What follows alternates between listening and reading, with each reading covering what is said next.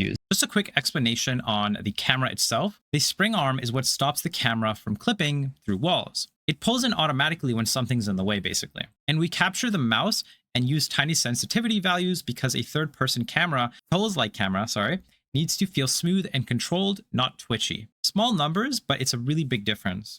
Now that our idle and walk state is complete, we will now work on the player camera. To do this, what we'll do is first set up the nodes that we'll need. We'll add a Node3D, we'll duplicate it, we'll make it a child of that one. And then under that, we will add a SpringArm3D. And this is a very cool mechanic thing, node, that allows us to basically spring arm our camera. And you will see what that looks like in just a second once we actually add a camera 3D. The idea here is that this camera will be springed back and forth if anything is in between the point of the spring arm and the length of the spring arm. So first we need to set up our camera properly because right now this is not how it should look. First, what we'll do is we'll rename the first node to camera mount. The next one will be the H and this will be V. This is basically horizontal and vertical. The idea behind those is that we will use these two nodes to control the camera. So we're going to take one of these nodes and so this is vertical, so this will be up and down. So anytime I move my mouse up and down, we will move the vertical of this node specifically. So I'm just going to reset it to 0. Now to use the spring arm, what we'll do here is inside of the spring length, we'll do -4 and 0.2. Now the reason we're doing -4 is because we want the spring arm to go behind the player. So here in the camera, because you can see that the camera is actually facing pretty much the wrong way, we'll just rotate the camera like so. And then we will bring up the V and bring this up right above here. We basically want to move it above the player's head.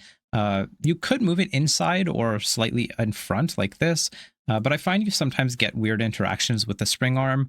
We will take a look at collision mask later, but keep in mind the collision mask does work properly with the collision of any static body or any collision shape inside of our game. So at the moment, the static body is inside of collision. Here we go. In layer 1, you'll see that this is where the camera will be hitting basically.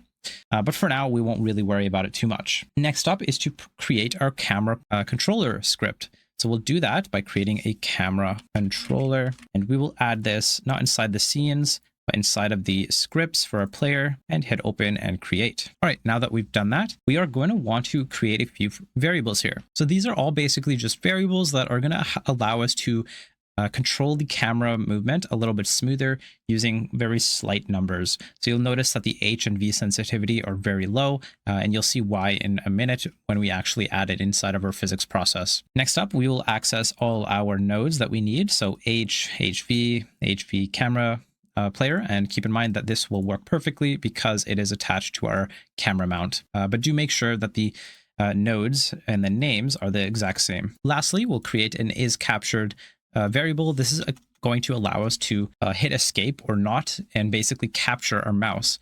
This is very useful in a lot of games. Many games have this that are 3D. Valorant has this.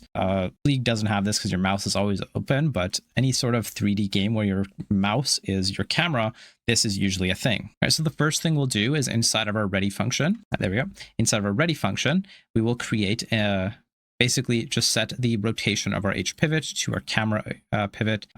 Same thing for the V spring into the camera rotation V. We'll set isCaptured to mouse capture ready. So this is true by default.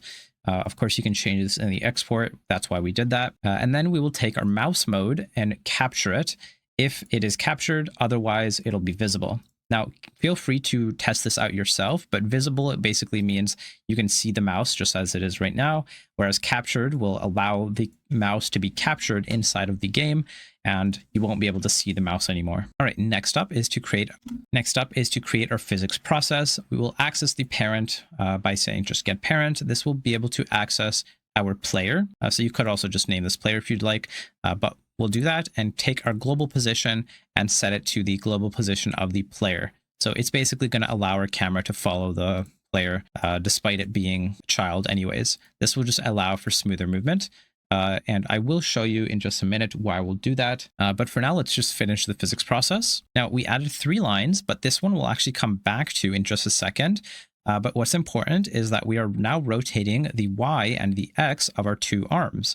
This is going to just be a simple lerp from our current rotation to the rotation of our H, which we are going to edit inside of the input function, which obviously we don't have. But now going back to this one is important because this is clamping our rotation vertical between 2 numbers.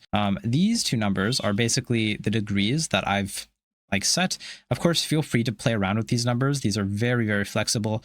But the idea here is whenever I am behind my camera or my player and I want my camera to be under a certain point, or I don't want it to be under a certain point, that's why we set that clamping. Now, obviously, I don't want my camera to go all the way up above my character. So again, we clamp it at a certain angle upwards. Now, this will basically take care of the actual rotation and the clamping of our camera, but we don't have any input yet. So let's create some input. Input can be done very easily by just adding an input function, checking if the event is a motion, and if the mouse is captured. This is very important because if it's not captured, then we don't want to move the camera.